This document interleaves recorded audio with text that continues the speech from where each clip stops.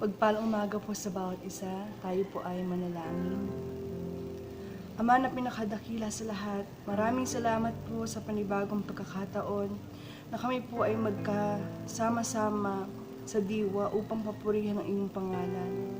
Dalangin po namin ang iyong pagpapala sa bawat isa. Patuloy niyo po kaming protektahan sa gawa ng kaaway. Ilayo niyo po kami, Ama, sa anumang karamdaman, COVID man o hindi. At patuloy niyo po kaming palaguin spiritually upang hindi kami manghina o makalimot sa inyong kabutihan. Tinataas namin sa inyo lahat ng aming problema at pangamba at palitan niyo po nawa ng pananampalataya at lakas ng loob. Salamat po, Ama, sa siksik, liglig at tumaapon na pagpapala na ipagkakaloob niyo sa bawat isa. Nawa po ang papuri namin, hiwa-hiwalay man, ay maging sama-sama para sa inyo upang maging isang mabangong handog. Ito'y dalangin namin sa matamis sa pangalan ng Panginoong Hesus. Amen. O Diyos, Ikaw ang aking Diyos na lagi kong hinahanap. Ang uhaw kong kaluluway, tanging Ikaw nga ang hangad. Para akong tuyong lupa na tubig ang siyang lunas. Hayaan mong sa santuaryo ikay aking mapagmasdan at ang likas mong kaluwalhatian at kapangyarihan. Ang wagas sa pag-ibig mo'y mainam pa kaysa buhay. Kaya pupurihin kita, O Diyos, at pararangalan. Habang ako'y nabubuhay, ako'y nagpapasalamat na ako ay dadalangin na kamay ko'y nakataas. Itong aking kaluluwa'y tunay na masisiyahan, magagalak na maawit ng papuri niya alay. Tayo ay magpuri sa Panginoon. 1, 2, 2.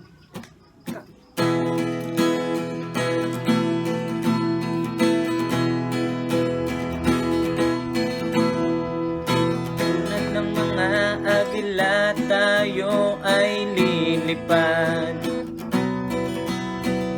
Di mapapagod ating mga pakpak. Tayo'y magdadala ng buhay at sigla sa mga anak ng Diyos na nanghihina.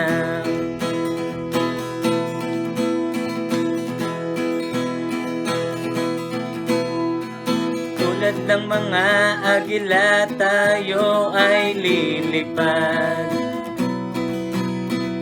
Di mapapagod ating mga pakpak. Tayo'y magdadala ng buhay at sigla sa mga anak ng Diyos na nanghihina. Di ka na, humayo na, ipahayag ang tagumpay niya. Halika na at magdala kalakasan sa presensya niya.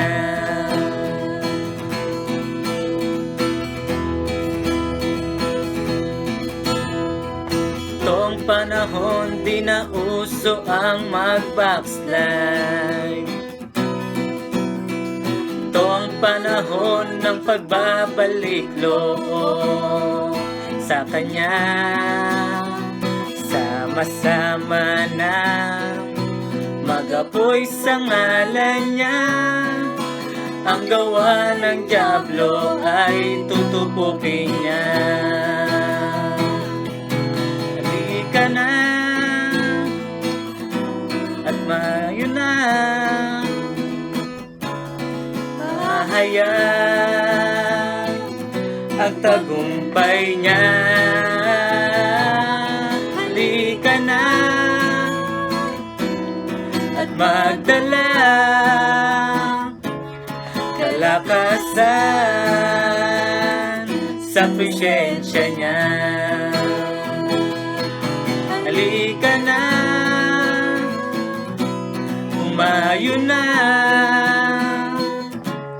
ipahayag ang tagumpay niya. Halika na magdala kalakasan sa presensya niya. Kalakasan sa presensya niya. Kalakasan sa presensya niya.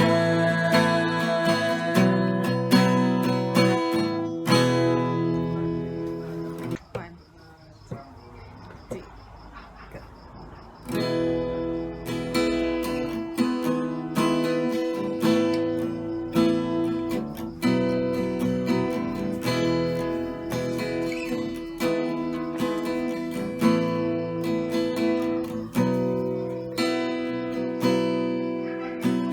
Pagising sa umaga, naaalala ka. Nasasabik ang puso ko na makapiling ka. Umaawit, sumasamba, sumasayaw sa'yo. Naghihintay ng pangungusap mo.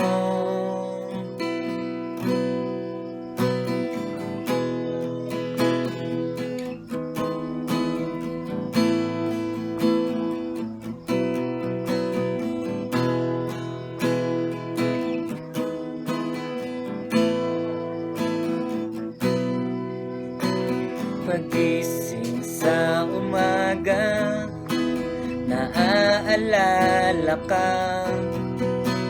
Nasasabik ang puso ko na makapiling ka.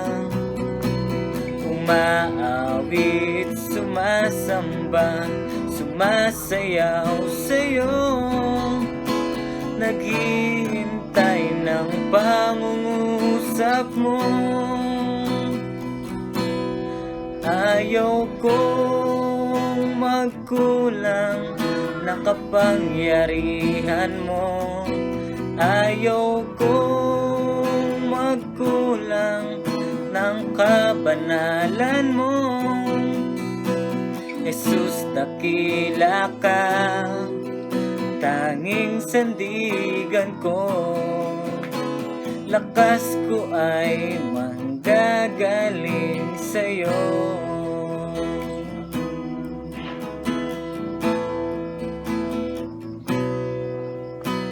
Pagising sa umaga, naaalala ka. Nasasabik ang puso ko na makapiling ka. Umaawit, sumasamba, sumasayaw sa'yo. Naghihintay ng pangungusap mo. Ayaw kong magkulang ng kapangyarihan mo. Ayaw kong magkulang ng kabanalan mo. Jesus, dakila ka, tanging sandigan ko. Lakas ko ay manggagaling sa'yo. Ayaw kong magkulang ng kapangyarihan mo. Ayaw kong magkulang ng kapangalan mo. Jesus, dakila ka, tanging sandigan ko. Lakas ko ay nanggagaling sa'yo. Jesus, dakila ka, Tanging sandigan ko. Lakas ko ay nanggagaling sa'yo.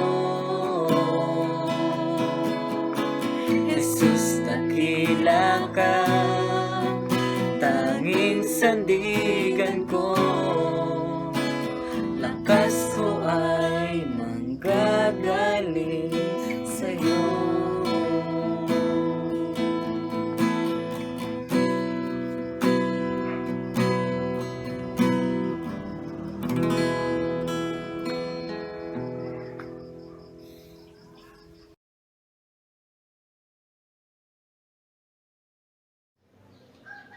Magandang umaga po sa ating lahat. Purihin po Panginoon sa kanyang kabutihan po sa ating mga buhay. Ah, Tayo po ay buwan po ng June.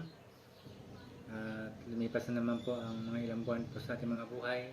Panibagong pag-asa, panibagong lakas na ating po tinatamasa ngayon sa ating po mga lupang katawan. Purihin po ang Panginoon sa kanyang kabutihan po sa ating mga buhay. At ang umaga pong ito ay nais ko pong ibahagi sa inyo ang stewardship na tayo po ay katiwala ng Panginoon. At bago po ang lahat ay tayo po ay manalangin sa Kanya. Panginoon, kami po ay nagpupuri at nagpapasalamat sa iyong dakilang pagmamahal.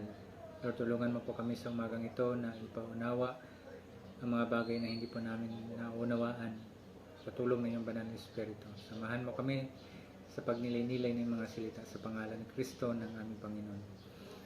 Amen. Mga kapatid, tayo po ay hinubog ng Diyos upang maglingkod sa Kanya. Tayo po ay nilikha ng Diyos sa mundong ito. Nilagay tayo ng Panginoon sa mundong ito dahil mayroon po siyang magandang plano po sa ating mga buhay. Bago po tayo nilagay ng Diyos sa Kanyang mga katatanging layunin, bilang isang matapat na katiwala sa Kanyang ministeryo, ito ay isa pang Kanyang pang-apat o isa sa apat na Kanyang mga layunin sa ating pong mga buhay, upang siya po ay ating pagsisilbihan sa pamagitan ng kanyang kayamanan. Mga kapatid, tayo po ay inilagay ng Panginoon sa mundong ito at dahil meron siyang magandang plano at yun po ay isa sa mga kalitliitang bagay o anumang bagay na inilagay ng Diyos sa mundong ito ay tayo po ay sa simula pa lamang ay pinagkakatiwalaan ka na ng Panginoon. At isa rin mas dahilan kung bakit tayo nilagay ng Panginoon sa mundong ito dahil yun ang kanyang mga layunin. Ang mga dahilan kung bakit tayo nilagay ng Diyos sa mundong ito dahil maganda ang kanyang katatanging plano. Isa lang po ito sa unang bahagi ng plano po ng Panginoon sa ating mga buhay. Kung titingnan po natin po mga kapatid na inilikha tayo ng Diyos sa mundong ito dahil mayroon po siyang kasiyahan. Kasiyahan niya tayo at kasiyahan niya na pagsilbihan natin siya, tayo ay maging kabahagi sa kanyang pamilya. Yun nga, nilalang tayo upang magiging kawangis ni Kristo. Ito po, tayo po ay hinubog o hinugis upang mapaglingkod sa Kanya. So itong mga bagay po natin na dapat makita po mga kapatid ay bilang katiwala ng Diyos. Paano po daw natin tanggapin ang tungkulin na sa kanyang mga layunin. So bilang katiwala ng Panginoon, paano po natin tanggapin ang tungkulin natin sa Kanya. So bago pong lahat, nais ko pong bumasa ng isang talata sa Biblia sa Efeso 2 verse 10. Sabi po dito, tayo kanyang nilikha upang sa pamagitan ni Kristo Jesus upang iukol natin ang ating buhay sa paggawa ng mabuti na itinalaga ng Diyos para sa atin noon pa mang una. Ang Biblia po ay detalyado po ang nakasaad dito sa buhay ng tao, sa pamantayan ng Diyos at sa kapangyarihan ng Diyos. Ang sulat po ni Apostol Pablo po sa mga taga-Efeso, ang kanyang pong pangunahin ay natalakay ni Apostol Pablo ay isa ito sa panukalan niya na panawagan na pag-isahin yung sa lupa doon sa langit. Hindi naman pwede yung langit ay pag-isahin sa lupa. So yun po ang nais ni Apostol Pablo na tayo po ay pag-isahin doon sa kaharian ng Panginoon. So, ang Biblia po ay kompleto po ang kanyang detalye na sa pamagitan po ng paglikha ng Panginoon sa atin at sa pamagitan ni Kristo Jesus upang maiukol natin daw ang ating buhay sa paggawa ng mabuti. At yun ang layuning pinili ng Diyos noon pa man. Pero tandaan po natin po mga kapatid na inilagay tayo ng Diyos sa lupang ito para makakagawa tayo ng kontribusyon o bahagi doon sa kanyang nilikha. Hindi tayo nilikha para umubos lamang ng lakas. Kumain, mamahinga, o anumang yaman sa mundong ito. Tayo po ay nilikha para tayo po ay makapag-ambag sa buhay nating ito. Hindi upang makakuha ng anumang pag-aari ng Diyos na inilagay ng Diyos sa mundong ito. Gusto ng Diyos na may balik tayo sa Kanya. So, bilang paglilingkod po sa Panginoon po mga kapatid, paano po natin na pagsasilbihan ang Panginoon sa ating mga buhay? Ibinigay sa atin ang Biblia, ang mga detalyado o mga detalye. Ang tawag po dito ay ministeryo o paglilingkod natin sa Panginoon. Nasabi ng mga talata ng Efeso 2, Kapitulo 10, paano po natin iukol ang ating buhay sa paggawa ng mabuti? At anong mga bagay na kasiyahan ng Panginoon upang ating magawa sa Kanyang pagtatalaga dito sa atin, sa mundong ito. Mga kapatid, may mga ilang bahagi sa Biblia na ating pong pagnilay-nilayan ngayon ay makapagbibigay po ito sa atin ng pananaw upang makapagpatuloy pa tayo makapaglingkod sa Panginoon. Una, ikaw ay nilikha upang makapaglingkod sa Diyos. So, ang mabuting gawain pong ito ay serbisyo natin habang pinaglilingkuran po natin ang Panginoon. Isa po sa mga kadahilanan na ang Diyos ay meron po siyang magandang plano po sa ating mga buhay. Bahagi lamang po ito sa kanyang mga plano. Nais po natin makagawa tayo ng mga bagay, makapagserbisyo sa Kanya sa anumang kaparaanan. Ang Diyos po ay nagtalaga, Diyos mismo ang naglagay nito upang tayo po ay makapagsilbi sa Kanya, na upang matupad natin ang isa sa mga layunin ng Diyos sa ating sa ating mga buhay. Kasi yun naman po talaga ang plano ng Panginoon. Sabi ng Panginoon kay Jeremiah, kung titignan po natin po mga kapatid sa Jeremiah verse 1:5, na pinili na kita bago ka pa ipinaglihi upang maging propeta sa lahat ng bansa. Ibig sabihin po mga kapatid ay bago pa naman po tayo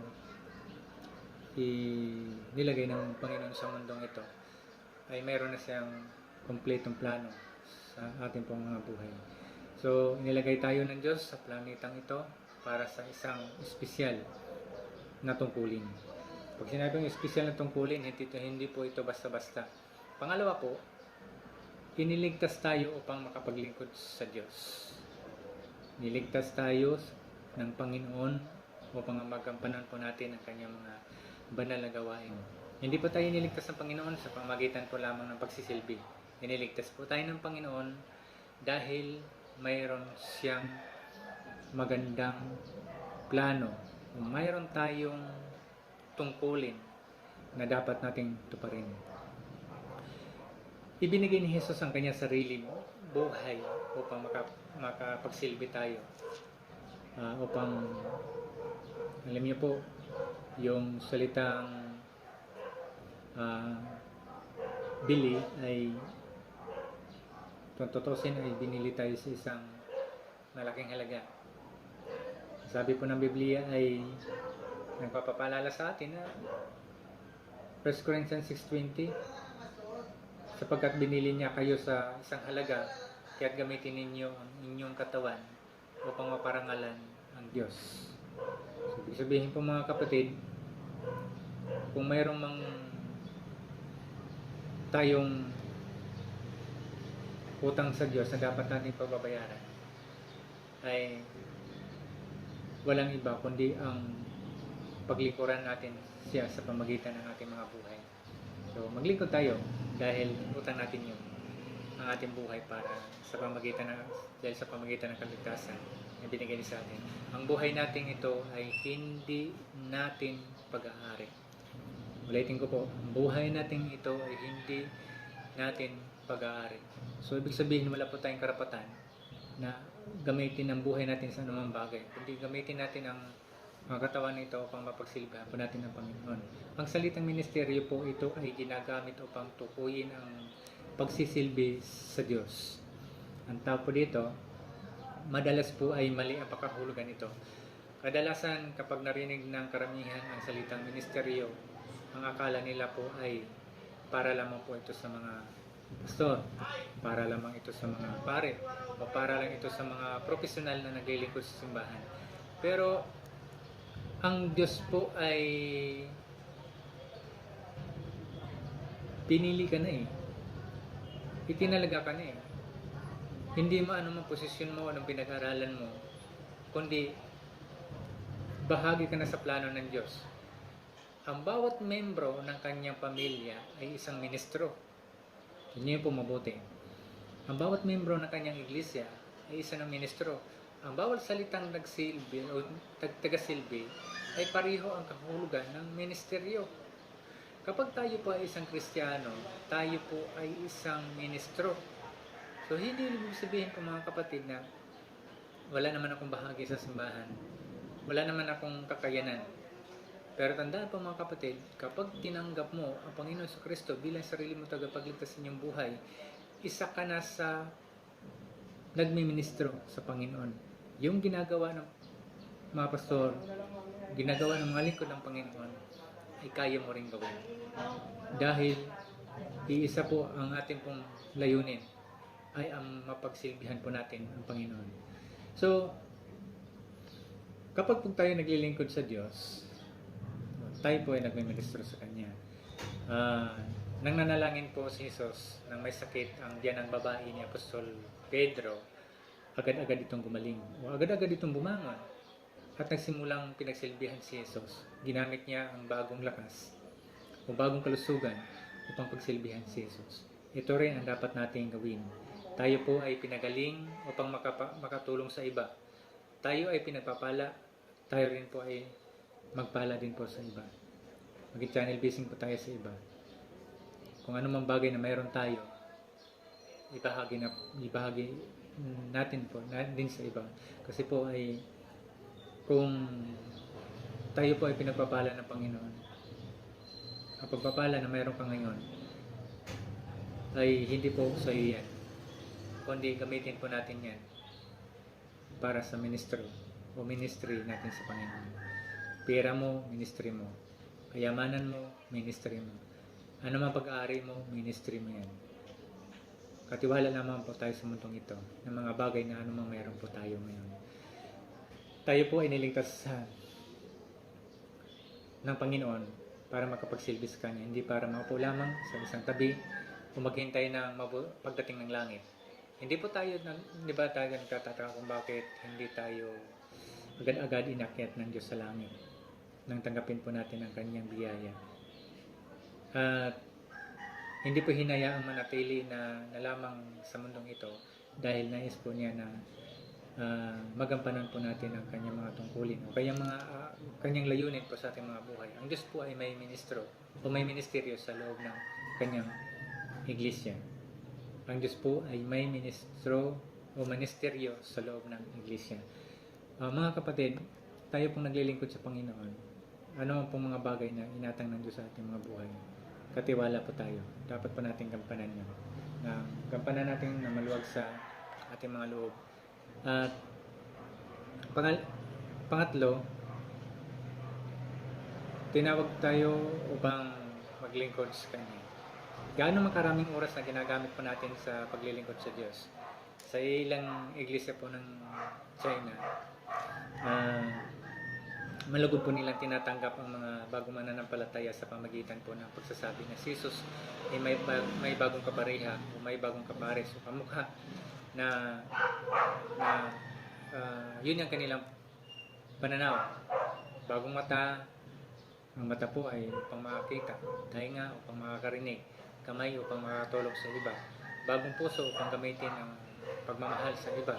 Ito ang mga kadahilanan ko kung bakit natin kailangan maging bahagi ng isang iglesia upang matupad ang panawagan ng Panginoon.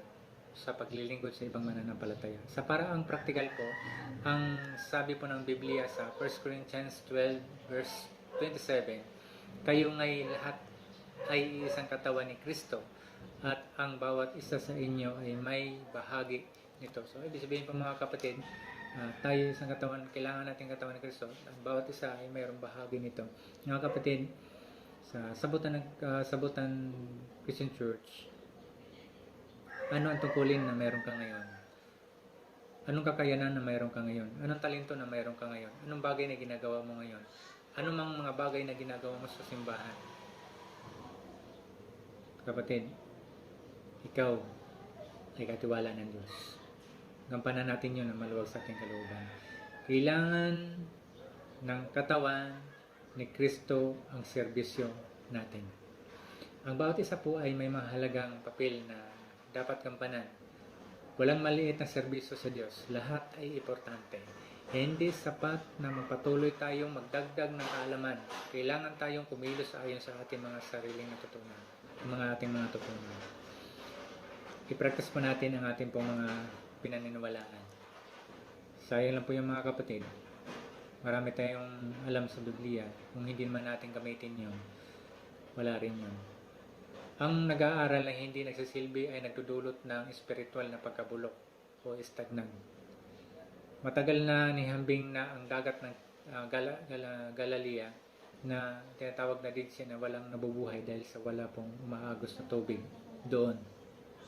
Ang dagat ng Galacia po ay isang lawa na punong-puno ng buhay dahil sa labas-pasok ang tubig nito. So, maraming mananampalataya na hindi dumadalo sa Bible study dahil sobra ng kanilang kaalaman kaysa isagawa. Ang kailangan nila ay maranasan ang pagsisilbi sa Diyos. Yun naman po ang isa sa paraan na kailangan po natin gawin. Dito po ako magtatapos. Mga kapatid, ano mang bagay na meron tayo ngayon? Ang Biblia po ay nagpapakita kung paano po natin isagawa ang nakasulat ni Apostol Pablo sa kanyang mga sulat sa Biblia kung paano natin isasagawa mga bagay nito sa ating mga buhay na makagawa tayong mabuti. Tayo ay kanyang katiwala. Darating ang araw na ipagsusulit po natin sa harapan ng Diyos ang mga bagay na kanyang pinagkatiwala sa atin. Balikan po natin ang tatlong paraan po ng ating pong natanggap o mga tungkulin na dapat nating isagawa. Una ay nilikha upang makapaglingkod sa Diyos. Iniligtas po tayo upang maglingkod sa Diyos. Pangatlo, tinawag tayo upang maglingkod sa Kanya. Mga kapatid, ang paglilingkod po sa Panginoon ay hindi po ito biro-biro. Kailangan po natin isagawa ang mga bagay nito sa ating mga buhay. Kailangan po natin siyang pagsisilbihan. Ano man ang ginagawa natin ngayon, mga kapatid, ipagpatuloy mo lamang yan. Dahil diyan ka tinawag, diyan ka naglilingkod, diyan ka pinagkatiwala na anumang bagay na pag-aari sa iyo ngayon.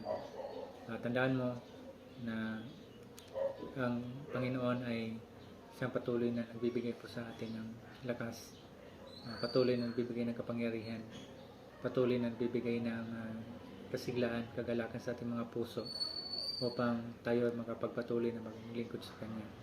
Sa taong 2020 na ito, nawa ay magiging matagumpay po tayo sa ating paglilingkod sa Panginoon at ang pagiging katiwala ng Diyos sa anumang bagay na inatang ng Diyos sa ating mga buhay. Nawa ay magampanan po natin yun ng maluwag sa ating buhay at nawa ay mapapangiti po natin ang Diyos sa atin na sa ating mga buhay na ito.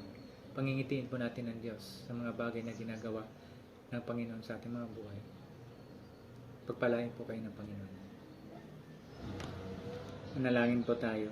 Panginoon, muli kami ay dumulog sa inyong harapan sapagkat nasabi ng iyong mga salita sa John 15:7, Panginoon, kung kanya ay manatili sa inyo, ay mananatili ka din po sa amin.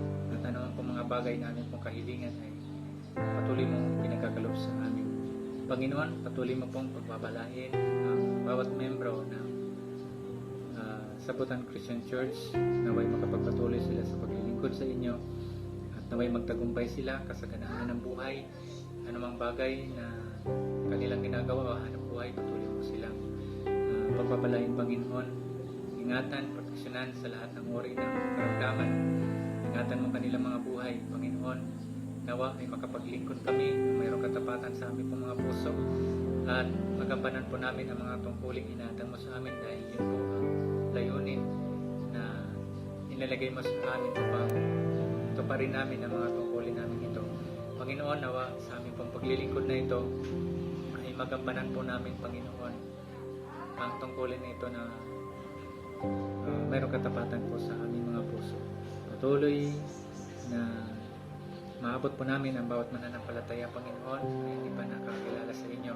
Gamitin mo po ang bawat leaders ng simbahan na ito upang makapaglingkod sila, Panginoon, at makadala ng mga kaluluwa patungo sa inyo bago pa man kami, Panginoon, lumisan sa mundo ito. Salamat, O Diyos, sa iyong magandang plano po sa aming mga buhay. Patuloy mo pong ibuo sa masaganang pagpapala sa bawat membro ng iglesia nito sa lahat ng nasasakupan ng iyong kapangyarihan. Mga kapatid, puspusin nawa kayo ng Diyos na siyang bukal ng pag-asa. Naway pagkalooban niya kayo ng kagalag at kapayapaan sa pamagitan ng inyong pananampalataya upang umaapaw sa inyong pag-asa sa pamagitan ng kapangyarihan ng Espiritu Santo. Suminyo nawa ang pinagmumulan ng kapayapaan mula noong una pa man sa pangalan ng Ama, ng Anak at ng Diyos Espiritu Santo.